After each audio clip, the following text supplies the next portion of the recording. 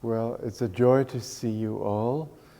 Most of you again, some of you for the first time. I hadn't been sure whether I would come back or not at this time. Various things were uncertain, but in fact I finished the book that I was writing, a place called Ananda, and it took a great deal of work. I first of all thought that it was a sort of a relaxation from the other book that I was writing of scriptural commentary, the promise of immortality in the Bible and the Bhagavad Gita. And this book on Ananda and its formation and so on seemed like a relaxing book, but I found myself more and more driven to work on it, and I was often getting up sometimes at 3:30 in the morning and working until 11 at night, still in my pajamas. It took quite a bit of work, but it was a great joy to look back on all the things that have happened. It wasn't much stories. You'd expect it to be full of stories. Some, but mostly talking about the principles on which Ananda was founded. And I'll get back to that in a moment. But when I looked at the next project, I just realized my brain was tired of writing. I've been working on several books over these recent years, and I just didn't want any more. And then Asha and David were over there, and I thought it would be a lot easier to come back with them than to come back alone. And so I ended up coming back with them. I'm sorry I cheated you of Asha's Sunday service, but at any rate, it was very nice to be able to come back together. And so I'm not here this year as I came back last year with sort of a feeling that I had to do certain things, make sure of certain basic understandings. That's not my feeling. Really, I'm here to sort of relax, be able to talk my own language for a while, be with you all. And it's really a joy to see so many of you with a divine devotion. Here in Silicon Valley, devotion is not a top priority. It's wonderful to see that with you all, it is important. Looking back through this story of Ananda, which began many years ago, in fact, when I was 15 is when I first started thinking about building a community. And I was very serious about it and very enthusiastic about it, and all my friends got enthusiastic with me until they found out that I was serious. Then I was left alone. But I never lost that enthusiasm. I really felt that this is a way of life that is absolutely needed. I shared Mahatma Gandhi's ideas without knowing that I was sharing his ideas, because I didn't know much about him at the time. But that the modern city is a disease.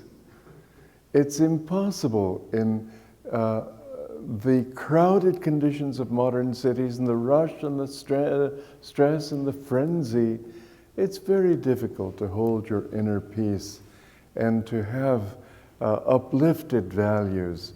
And I've always felt that a small community was the answer. However, the small communities of the past have always been sort of little economic enclaves. There was a port there, and so they built a community around it.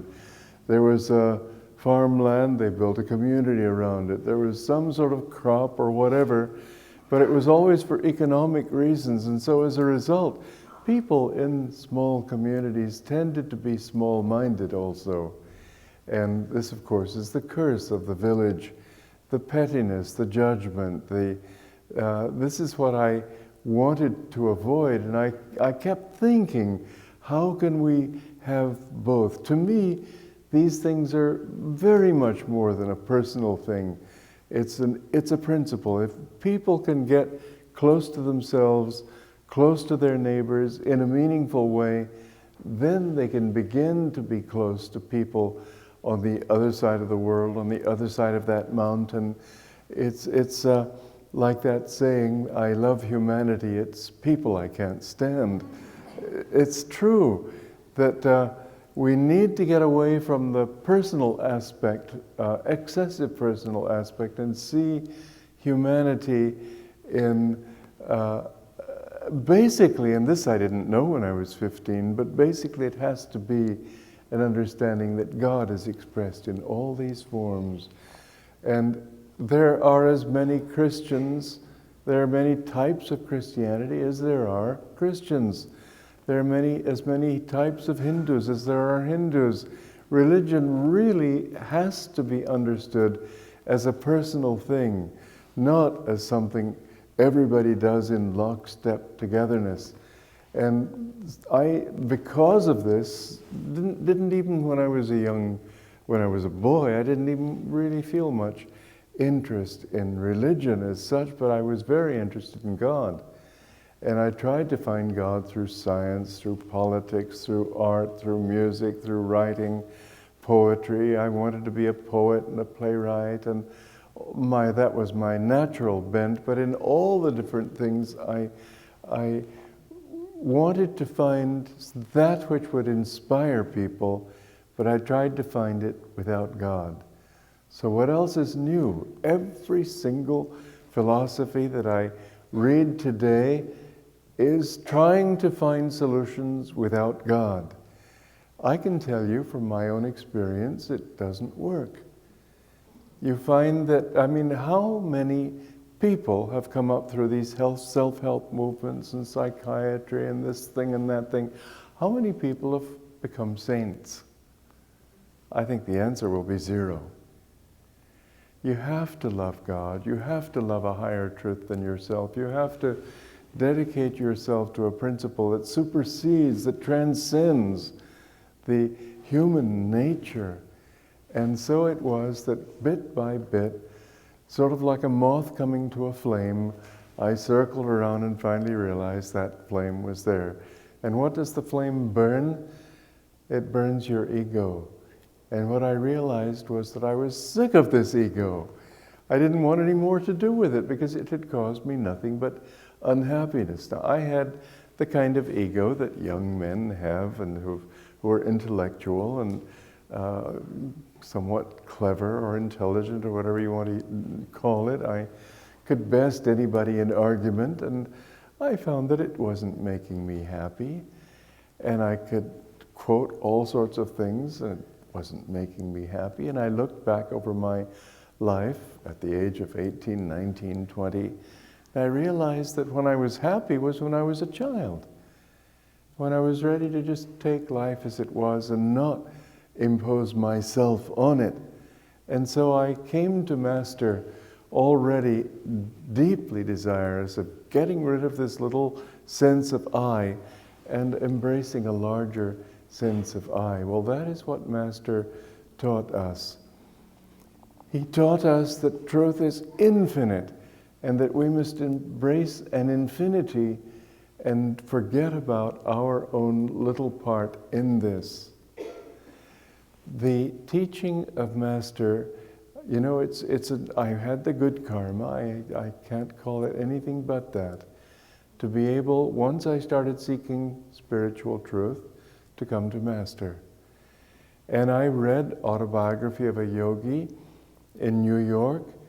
Just the same day I put my mother on the ship to go to Cairo to join my father, who had been posted there as the geologist to find oil in Egypt.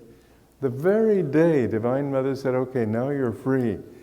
It was when I found Autobiography of a Yogi. And when I read that book, I knew. I took the next bus from New York City to Los Angeles.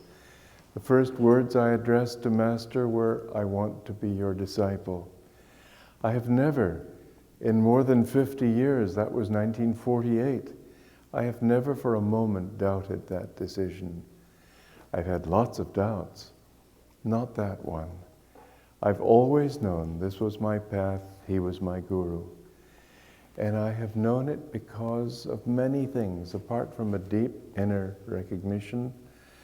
Intellectually too, I can see that he's given answers that nobody else has offered. that it answers all the dilemmas of modern times. And the more I've read, because as you know, I was working on a book called The Promise of Immortality. And I say I finished it. Honestly, I have to admit that I'm not sure, because I know that there are another 26 weeks ahead that I ought to do.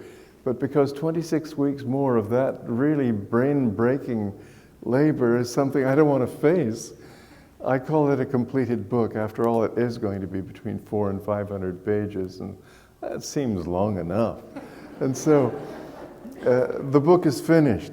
However, don't be surprised if you hear that I've gone at it again someday.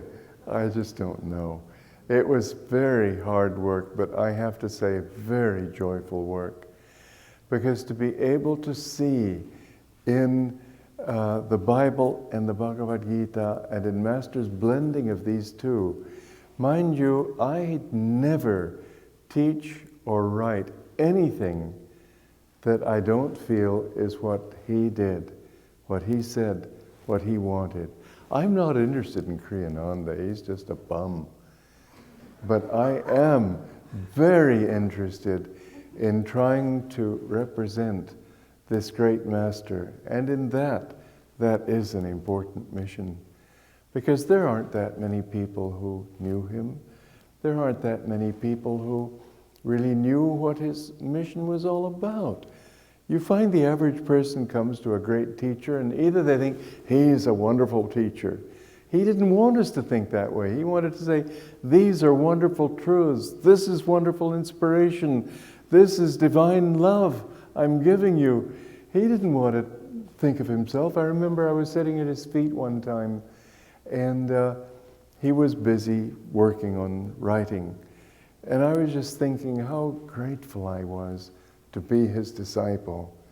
And he paid no attention to me, just kept writing, but he knew what was in my mind.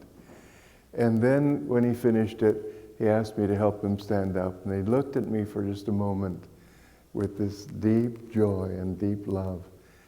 And looking into my eyes, he said, just a wave on the ocean, just a bulge of the ocean.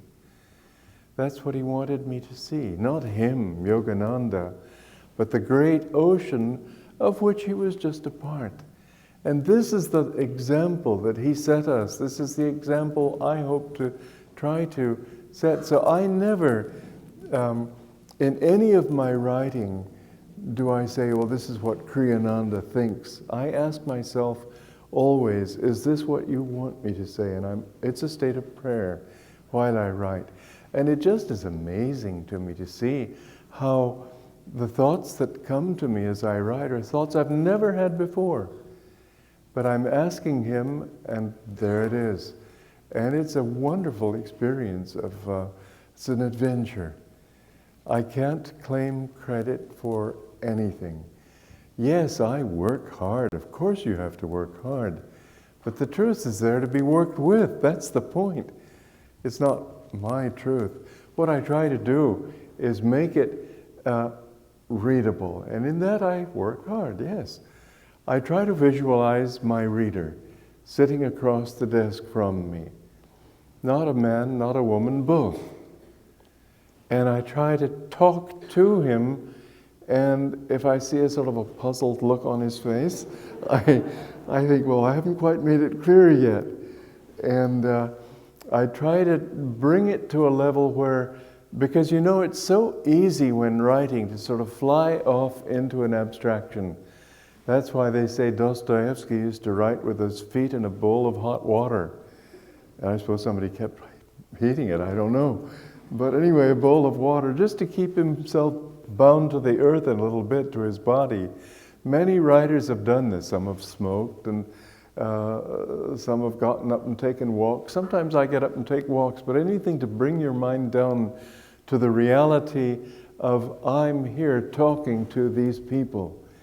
And this is so important. You know, it was very interesting to me that a friend of ours who lives in France, and mind you, it's an unusual experience for me by now to be talking just to Americans, because in Europe, we have Italian, Spanish, Portuguese, French, German, Swiss, English, Norwegian, Swedish, everything. Plus they come from America and from other parts of the world and from South America. It's very international. And because I grew up with many languages, it's natural for me to speak languages, but it's kind of nice to be able to talk to just Americans and people who there isn't the danger of misinterpretation. Because there's so many words. For example, Italian, if you say morbido, morbido is tied to morbid. Doesn't mean that at all. It means soft in Italian. There's so many words, sort of friendly enemies. They sound like this, but they aren't. And you can make a lot of mistakes. One time our friend Prahlad was asked how he liked the hostess in a home, said, "How did you like the meal?" "Era tremendo." Well, tremendo in English means tremendous. And in English, when you say it was tremendous, you mean it was great stuff, don't you? No, it means it's horrible in Italian. So you can really make some mistakes. But bit by bit, I'm sort of learning the ropes, as you might say, and I hope I remember them by the time I get back. But the teaching that we try to bring is something that is a universal teaching for everybody. And when I'm writing, I try to think in terms of that. I don't try to talk to a person's emotions. If you listen to my music, there's deep feeling in it, but there's never emotion in it. I felt it so deeply that often while writing it I would be weeping, but I never felt excited. There are two kinds of feeling. One is emotional, which gets you excited. The other is intuitive, which is deep, calm feeling. And that is the kind that really moves you, that really uplifts you. And when that kind of music has come to me, all I can say is I'm so deeply grateful. Not a single note have I written saying, I want that note. No, what do you want? And I found, and this is a technique I want to share with people, because the more you say, well, God, what do you want? If you really have faith, you find that He gives it to you. And I can't say, one time many years ago, because Master always told us that we should try to feel that God is talking through us. And so somebody complimented me on a sermon down in Los Angeles many years ago. And I said, well, God is the doer. And she says, oh, really? As if, well, I knew it was good. I didn't know it was that good. No, that wasn't my meaning. I don't mean that. I mean, I draw on His inspiration. That doesn't mean it's absolutely infallible and it's the greatest thing and it's like a megaphone from the clouds. No. I don't mean that. But I do mean that tuning into that inspiration, you do get something that isn't yours. And it sometimes comes as a bit of a surprise. But it's always the right thing. Well, that's how I tried to write this thing. But then, in the writing, I also tried to, and this is why I go over a thing maybe 50 times to bring it to the point where people say, oh, you write so easily. But no, it isn't quite easy. It's trying to make sure that every word gets across. Sometimes there's a nice long word that really does it, but people won't know the word. What's the use? Bring it down to simplicity. Try to keep it as simple as if you were speaking with somebody. And in fact, I often will read it out loud to myself to make sure that the rhythm is the same as I'd say it, because it's so interesting. I've discovered this, and if you ever write, you might try it too, that if when there's a thought that's very subtle and very difficult to express, if I can say it, then I've done it right. If I can't bring it to the point where I can actually say it, it doesn't come quite clear. Now, I don't think I've expressed that very well, but in many times, if somebody asks you a question on just about any subject that you feel competent to reply. You'll find that you can answer fairly easily. But if they ask you to write it, you'll get all pen-tied instead of tongue-tied.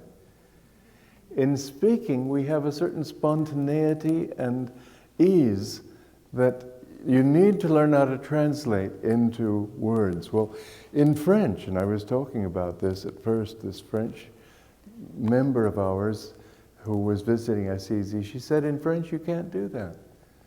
You have to use the formal literary expressions. Something so beautiful about English, and especially American English, is that we can just do it the way we speak it. You can't do that in French. You can't do it very much in Italian, but French is much more rigid. And they have to use past tense like il fut, which is perfect, I don't know what they call the darn thing, but anyway, some kind of perfect past that nobody uses in speech. This kind of expression in English, we just don't worry about it. You can be genuine, you can be conversational, and I've found that the language is much more inspiring that way. Don't look for long words, look for words that communicate. And then put yourself in the other person's shoes and say, well, does it communicate? And if you see him still sort of pulling his ear and scratching his head, you have to try again. Because finally, it comes out in a flow. And I think that finally, if it can't come in a flow, and when people talk, there's a natural flow. There's no effort to it. It's the job of translating that flow onto a page that makes so much writing stilted. But if you can bring it into conversational language, it becomes something smooth and joy. And then doing all this and hanging on to your original inspiration while going through all this process like a sieve, which you use first to strain out the big rocks and the smaller rocks and finally getting it down to sand, that's the process of editing. But all that time you've got to hang on to your original feeling. That takes a certain amount of willpower. But once you've done it, there's such a joy. When I have gone through the mess of so many different editions of a page that I myself can't read the stuff, so I have to type it out. But when I've finally done it, and I can read, I can sit back and say, yes, that's when I give it to you, and you say, oh, he writes so easily. But I worked on that book, the Promise of Immortality, 26 chapters, took me 2.5 years. And it was something, mind you, I'd already written in Rays of the Same Light. But this process was a big one. Then I thought, well, let me just relax a little bit and write the story of Ananda. I had written the first part 4 or 5 years ago. This part I wrote now. And it became more and more intense because I felt that this is something that is so worth explaining. And what I discovered again is something that I've said again and again. This isn't your story. This isn't my story. This isn't the story of a community. It's the story of great waves of consciousness that are needed in our times. Communities are a solution.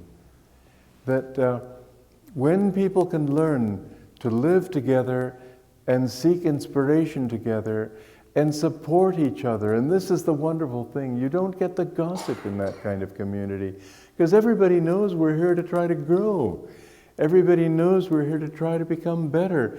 Everybody knows we're imperfect. We don't come to Ananda because we're perfect. We come here because we want to become perfect. And who can make us perfect? Only God.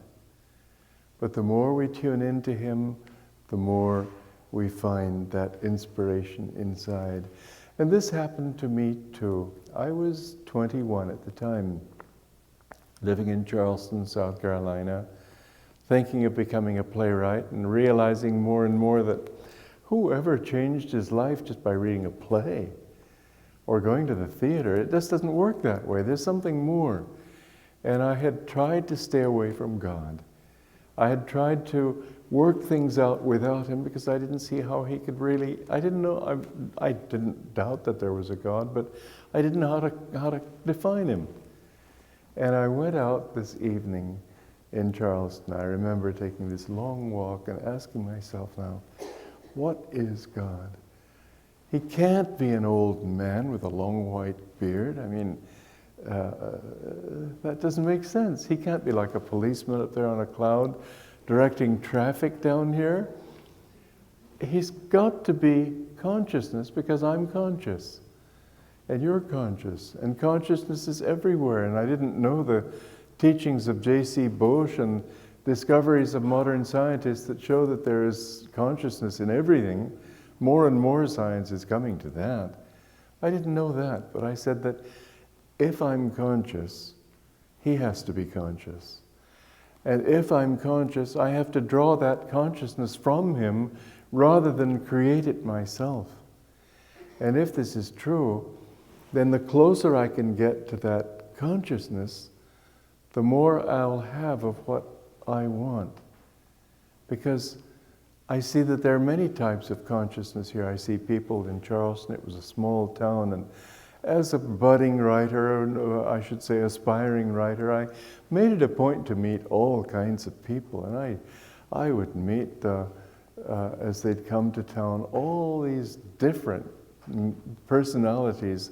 And I noticed within a week they began to filter down into their own vibration. And they'd mix with their own kinds of people, good, bad, indifferent.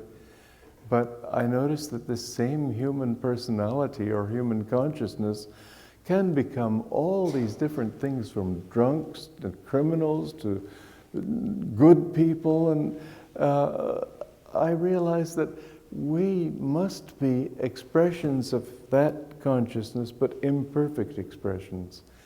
And that then if there's a purpose in human life, that purpose has to be to get more in tune with that consciousness. And I didn't know anything about saints, but I thought that if there is such a thing as a saint, it has to be somebody who's really in tune with that consciousness. And I looked at the philosophy of modern times, not just those times, and I saw that people thought that they were going to write about truth by writing about dirt.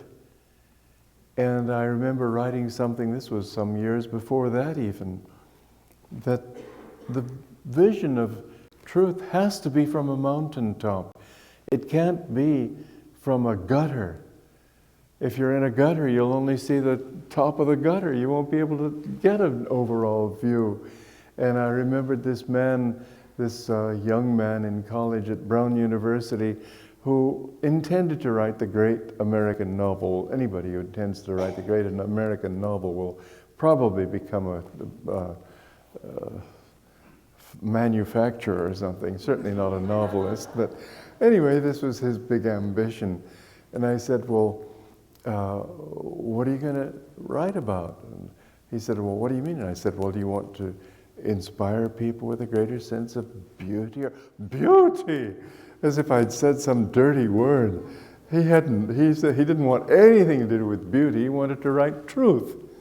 Well, is there a difference? I mean, I grant you, truth is bigger than beauty, but certainly beauty has to be a part of truth.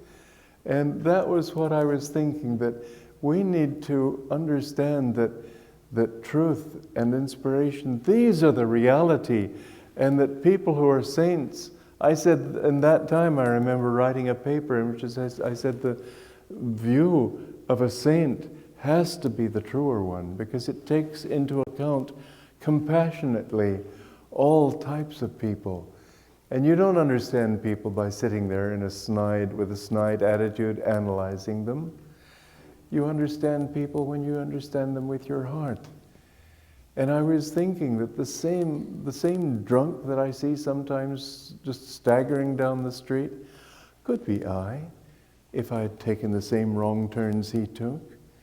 Everybody is really myself, specializing in being himself. But it's the same oneself.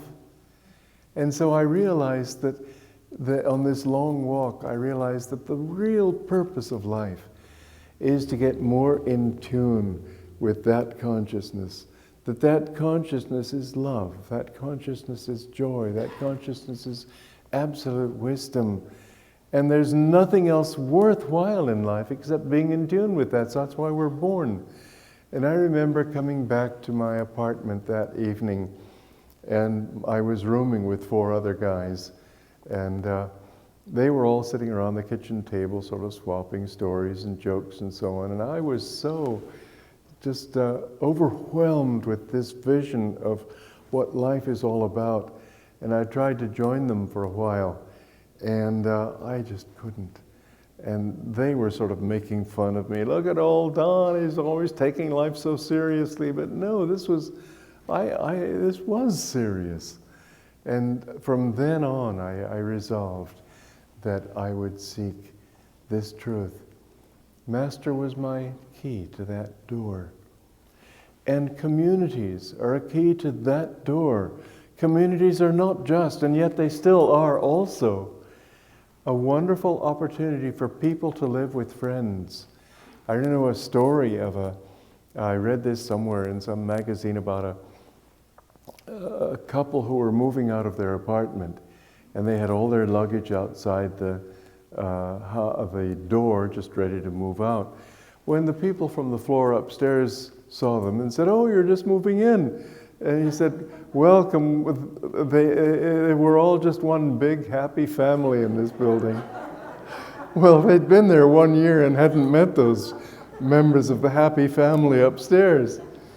In fact, people live very lonely lives in the cities. They don't know their neighbors.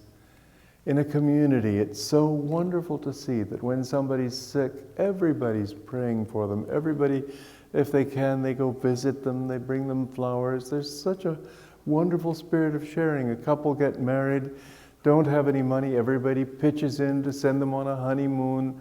And when somebody's in need, they help them. If somebody loses a job, they don't say, "Well, get out, you can't pay the monthly fees." Forget about it.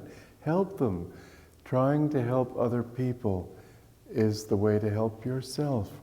And ultimately, this is why and this is one of the basic rules, you might say, or mores of Ananda, people are more important than things. I remember, I don't have to remember, it was just yesterday. Asha and David and I were, I wanted to stop on the way, and there's somebody in South Carolina who really wants to get a community going. So they took us out on this trip to this building that they bought. And it's the same old delusion. You get a beautiful building and everybody's going to flock there. People don't flock to buildings. They flock when they see that there's an ideal. They flock when they see that there's something that satisfies their hearts. A building isn't going to do that. I said, people are more important than things. And they asked me how I liked it. And I said, well, honestly, let's face it, it's pretty awful. But there's a lot of potential in this building, and I'm not saying don't do it. I think what you're doing and everything is fine. But you're not going to get anybody if you're just doing that.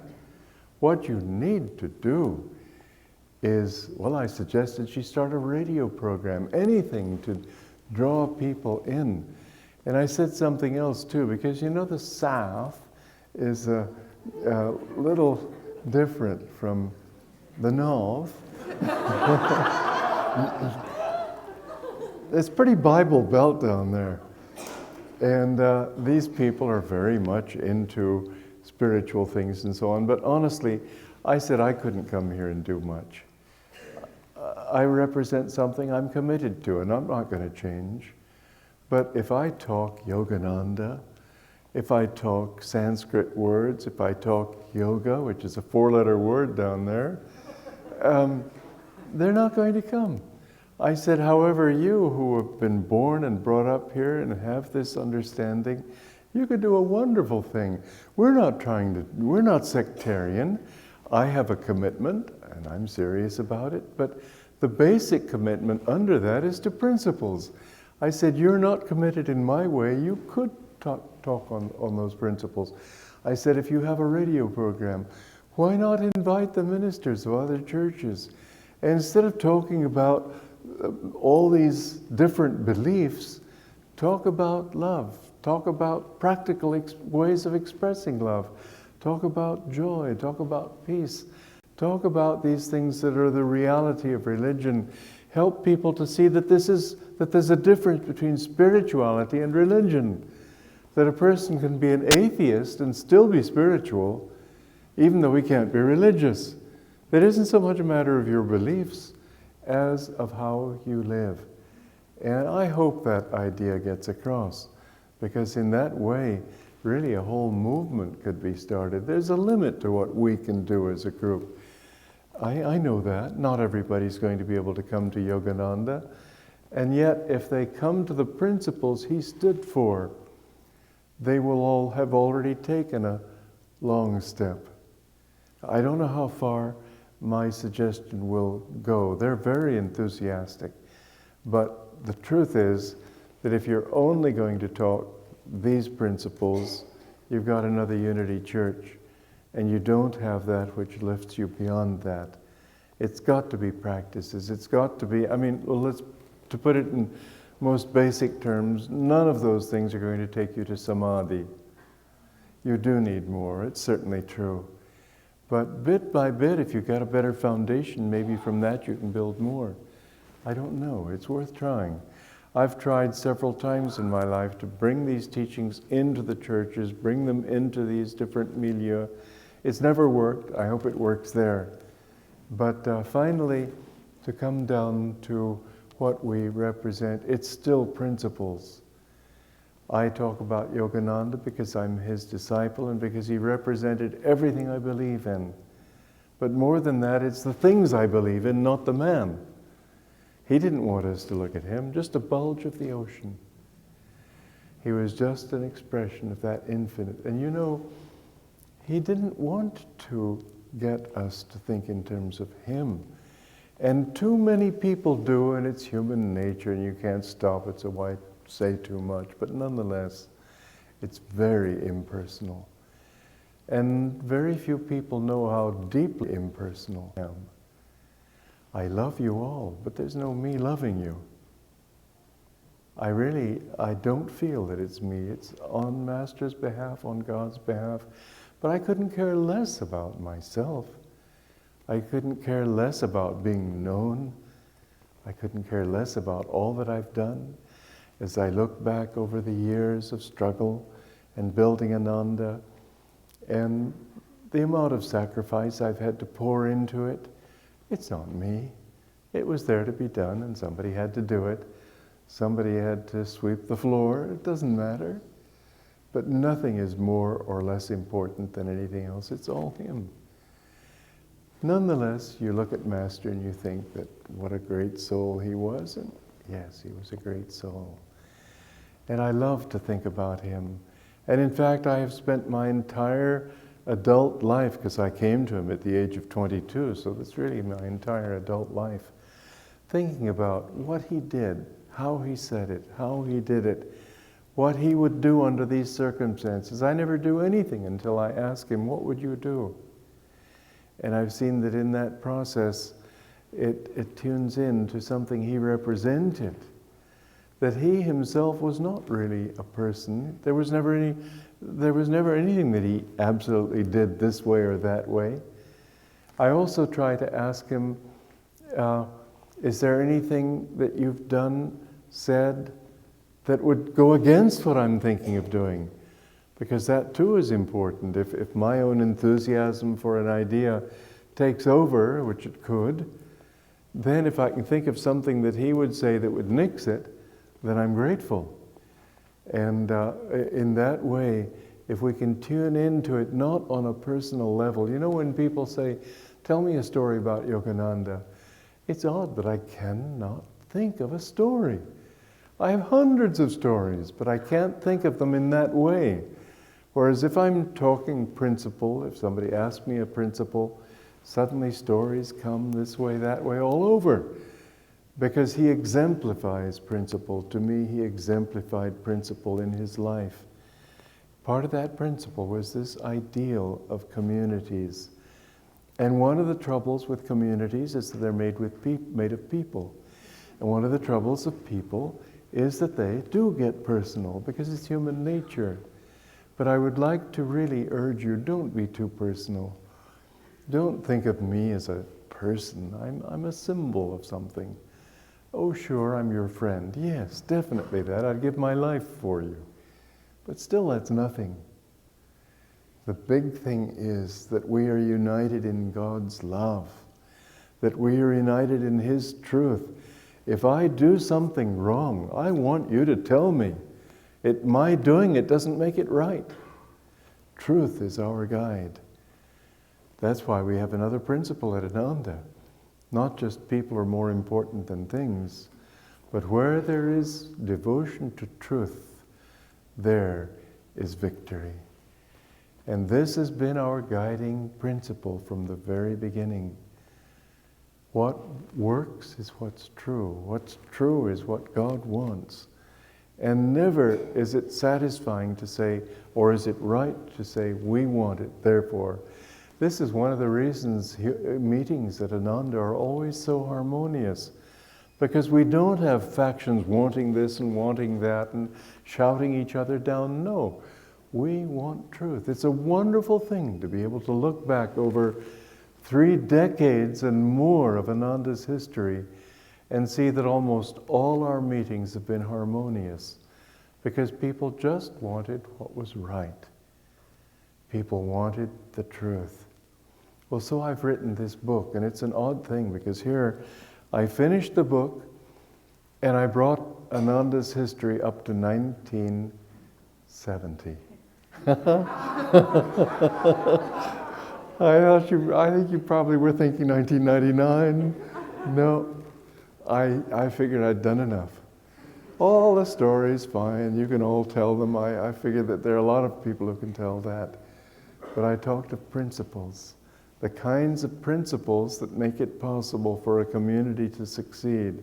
And all of these principles have to do with adherence to truth and recognizing that people are more important than things, and recognizing that leadership is a role of service to other people.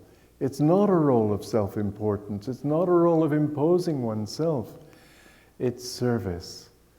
I've never thought of myself as leading. I've never thought of myself as a teacher. It's sharing. What little I have, what little I know, it's my honor to be able to share it with people. But if you don't agree, fine, maybe you can teach me something. I don't have any bones about it. I'm happy to learn, because the truth is the only thing that matters. Well, anyway, I have finished that book, thank heaven, and now I've come here, basically, however, not as I did last year, because last year it was important that I come and help bring things to a focus.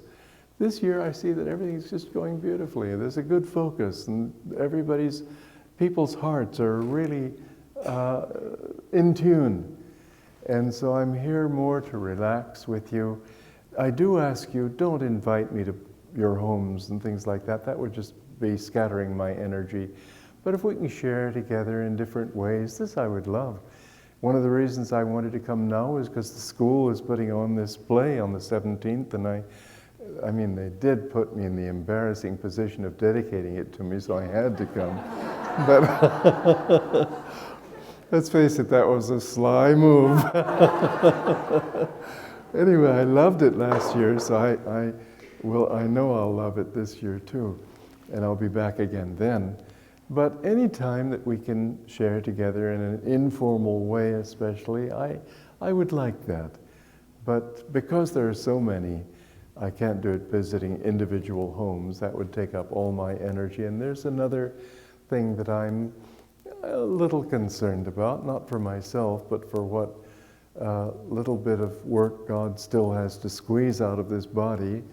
And that is that my heart does cause me to get very tired sometimes. And It's just something you learn to live with. After all, I'm going to be 75 this year, and it's sort of a milestone, at least in our human minds, but it's getting up there. And I suppose you would call it old. I don't feel old at all.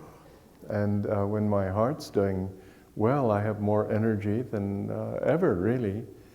I find my clarity in writing is much more than I ever had.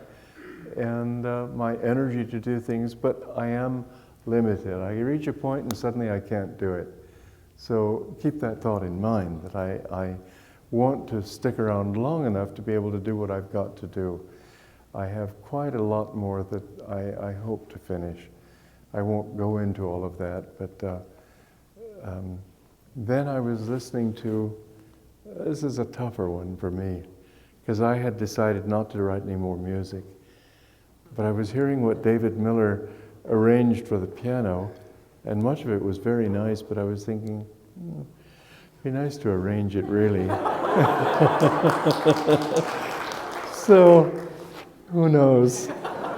But he's doing a great job, so. And you know, it's wonderful to have people that you can work with. People tend to get attached to what they're doing, and he's so humble and so open.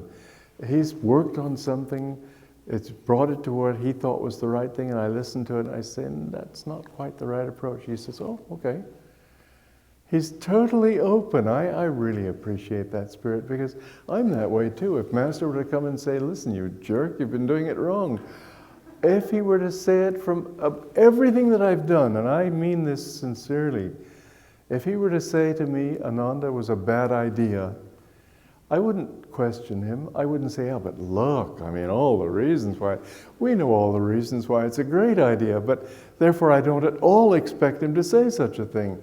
But if he did, I'd say, fine. That would be that. I haven't any attachment to anything that I've done. If he were to come to me and hold my books up in front of me and say, they stink, I say, okay, sir, that's fine. I'll try again if you want me to, and I won't try if you don't want me to. What we do is so unimportant. But what we can bring to people, if we can tune into God, God can use every one of you. Don't think. I mean, I remember Prahlad saying to me one time about writing, because I had been urging him to write, and he said, well, you're a hard act to follow. Well, after all, it took me a few years to learn how to write, and it was one thing I was born with. But so what? He has so many things he can say, he can do. Writing isn't the only way. You can express God by sweeping the floor with a spirit of calmness and joy. There was somebody from America who was visiting Italy recently and said something to one of the girls who was cleaning up in the rooms. And she was so struck by the fact that this girl was just joyful, that it was a privilege to be able to clean the rooms, to make the beds, something that in modern culture would be considered servile. But it wasn't, because it was for God. Whatever we do, if it's for God and if it's with the joy of God, there's no such thing as important or unimportant. Anything God gives you to do, you do it with the thought of being an instrument of His. You'll see that the more you can be that instrument, the more He will give you other things to do. A perfect example of that is from the life of St. Francis. When he was a young man, he was sitting in that little chapel at San Damiano, which was all falling down, and he heard the voice of Christ speaking to him from the cross and saying, rebuild my church. Well, he thought that the voice of God wanted him to rebuild that chapel, because he looked around, it was all in ruins. So he went and carried these huge stones and called his body Brother Donkey, and rebuilt that chapel. In the process, he even invented a new kind of arch. And it was only after he'd finished that job that God said, no, that's not what I meant.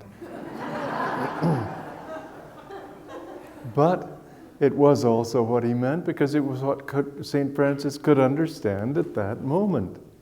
So whatever you do, it's only a stepping stone to something more.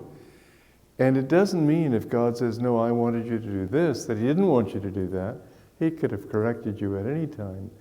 But that willingness that St. Francis showed to rebuild that chapel made him ready to be able to rebuild what finally became the church itself. To infuse it with a new love when it was all rules and regulations and so on.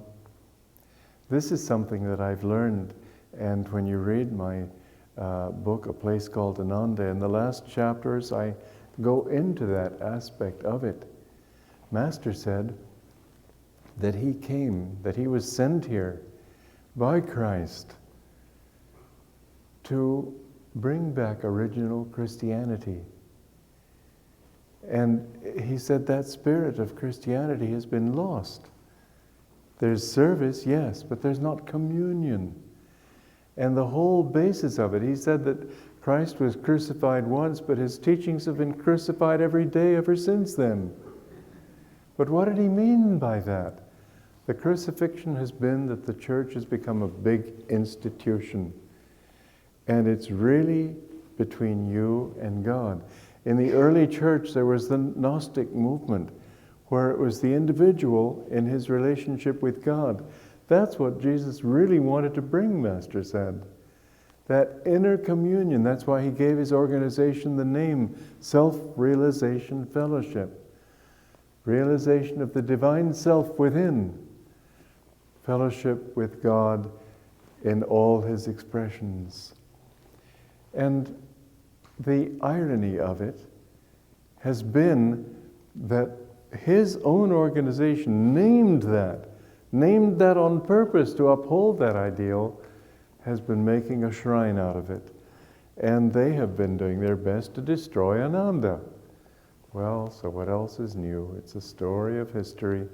In the early church, they succeeded in suppressing the Gnostics because they made it an institution, and the Gnostics stood out as a threat to that institution. The Gnostics, well, there were many kinds of Gnostics, but the basic principle of inner communion with God has been lost sight of because it has to be approved by the church.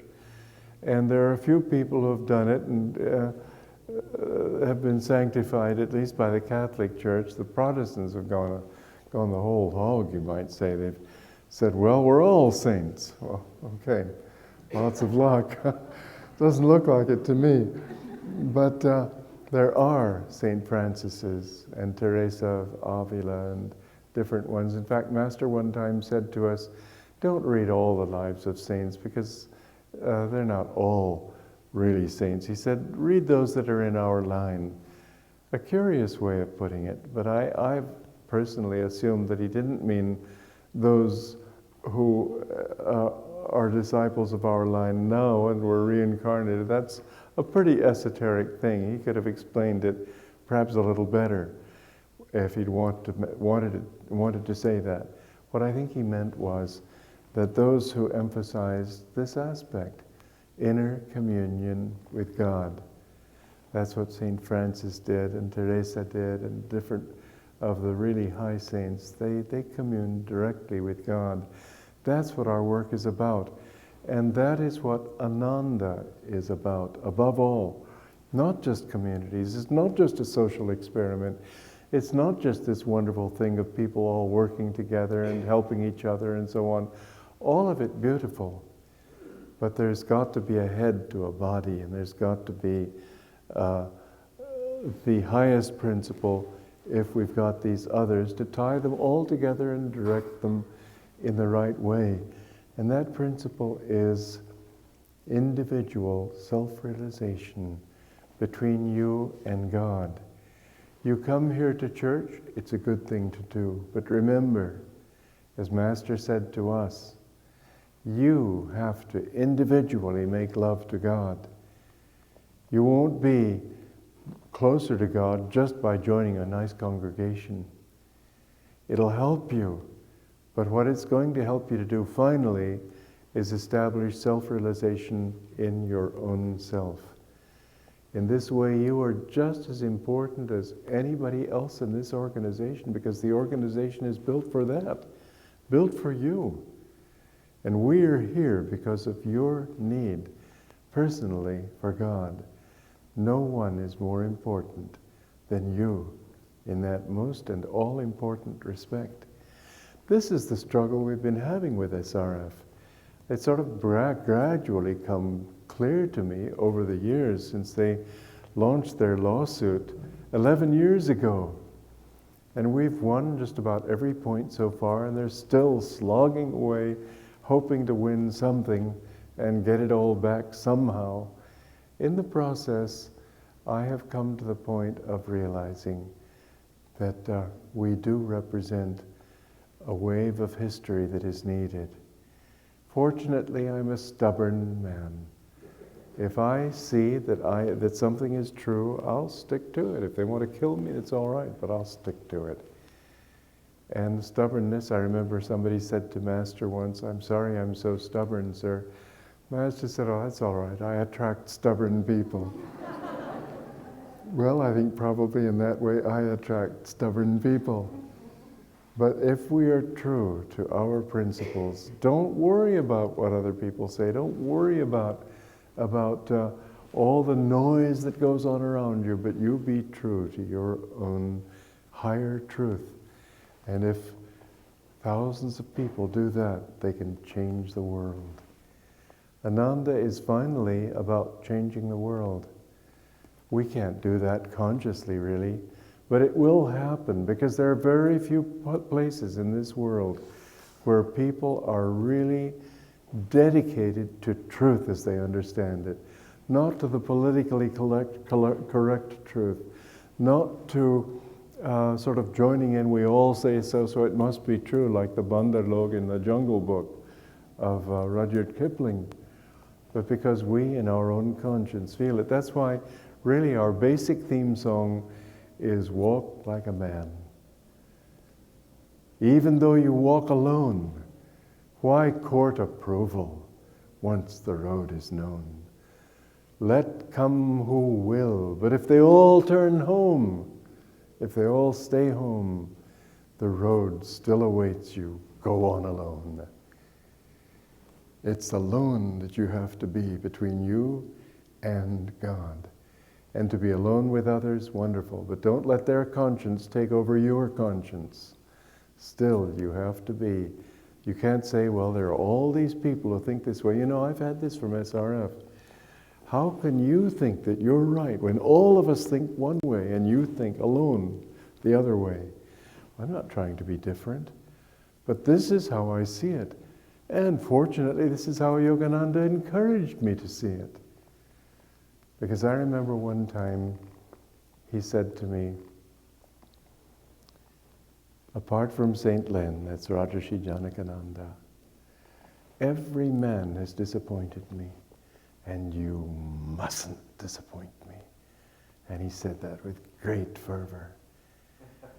Now why did he say this? I think he meant he wanted male energy, because male energy is more outgoing, and he needed that kind of energy. But he placed a lot of hope in what he gave me to do. When he said, "You have a great work to do," that wasn't a compliment. That was a charge. That was saying, go out and do it. And if it breaks your back, it doesn't matter. He told me, living for God is martyrdom. And I'm happy to offer this little body for that. Because finally what Ananda is holding a new principle. And centuries from now, people will look back and say, they held the line. It isn't that they agreed because everybody agreed. That's what they do in SRF. Everybody says it, so you have to say it's true, and who are you to think differently? I remember when I was on the board of directors of SRF and I was the vice president, and Dayamata was talking about how they wanted everything to be centralized. And I said, yes, I can see that, but it's also, I can see the need for a decentralization. I said they need to be balanced. She said, the board thinks differently. Don't you think you ought to go along with the board? I was on the board. Did I have no voice? Was the voice just a stamp of approval for one person? I don't want to say what they are and what they aren't, but I'm saying what we are. We want to hold that line of truth. And don't let any kind of outward thing, oh, it's so lovely to have a community. Yes, it is, of course. But if the community went the wrong way, you go alone, your way. Because the truth is what counts. And if we live by that, we will make an impact on history. And I believe that 100 years from now, 200 years from now, I really believe this. People are going to look back and say the most important thing going on in these times was Ananda. David Frawley, who's really an expert in all sorts of the leader wants this, everybody does this. He said, I've seen at Ananda that authority is delegated. Our rule is to try to have the decision-making process as close to the grassroots level as possible. I try to stay out of it and then work through people who tune in, and gradually it spreads out like that. But ultimately, I think that what we're doing is not launching people in this way, but we're launching a principle that people are willing to tune into and remold their lives, and through that to share with others, not impose, but share these truths. I think seriously that this is the most important thing that is going on. And if you step back and think, well, what ideals does the world need? You see again and again and again that Ananda fulfills those ideals. It's actually thrilling to me to look back and see that. It's thrilling to me to study Master's writings and teachings and see to what extent he who was not a scholar, he who didn't learn all the different trends in religion and philosophy and so on in the East and the West and everything, in how every single case what he said and taught answered the dilemmas of past centuries as to what the right way was, what religion was. All of the things he said, he was sort of not consciously, not deliberately, but God through him, he brought to a focus the trends and threads of the tapestry of history into one coherent picture. When I was working on the promise of immortality in the Bible and the Gita, it was so thrilling to me to see how he answered every single one, because I am something of a scholar and I do know something about those things, and it was thrilling to see that every one of them was answered. So we're doing something much greater than what you might be thinking. But it doesn't have to be great, because I don't want you to feel self-important, but I do want you to feel authenticated. I want you to see that your faith in God is no small thing, and that what you are doing for God is no small thing, that this is a wonderful opportunity God has given you. And yes, it's a little bit like Normandy Beach, where a lot of people had to die in order for the beachhead to be held. Yes, there are a lot of casualties, because this world is full of all sorts of other influences that pull people in different directions. But those who have been able to hold to it, they have seen their lives change. That's one of the things that I've wondered at in Ananda, that it's such a wonderful laboratory, that in 30 years, 33 years, whatever it is, you have a chance to see all sorts of different people, and some of them make it to a point of feeling great serenity, great peace, great attunement, wisdom, love. And you see others and they sort of stumble and fall and get away from it. And you see that it isn't individuals, and some people were lucky in this game of musical chairs that when the music stopped there was a chair there. No. It was not something automatic. But in every case there are principles that tie these people together. Those who thought first of themselves, those who thought in terms of what's in it for me, Those who get all excited about little things instead of just calmly going their way. Those who wanted to get their own thing together before they thought of anybody else. They're, in every case, the ones who either learned better or just dropped out. But those who thought in terms of, how can I serve God? Not thinking of themselves, but how can I serve others? And how can I be a child of God more perfectly? And those who thought in terms of giving instead of taking, in every case you see that those people have grown to the point where now people look up to them as wise. They weren't special people. They were people who just understood that they'd had enough of trying it their way and finding it didn't work. And they decided maybe they'd try this way, the divine way. Try it yourself. Make an experiment out of it, because this is a laboratory. Make yourself a sort of a test tube in this laboratory. Try working with the right attitudes of service, of giving, of tuning in to Master's ray and vision, and you'll see that your life will change wonderfully. Sister Gyanamata, Yogananda's chief woman disciple, one time the disciples, younger disciples, were saying, why do you do his will? You have your own will, you should be true to yourself. Well, that's not being true to yourself, it's being true to what isn't yourself, your ego. But still, she said, well, don't you think I'm a little old to change now? And she said, I have to say, I have never known so much happiness in my life as I have by tuning in to his will. Try it.